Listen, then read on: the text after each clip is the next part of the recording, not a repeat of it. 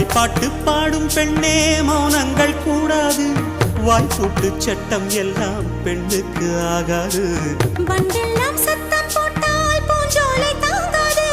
முட்டுக்கள் சத்தம் போட்டால் வண்டுக்கே கேட்காது.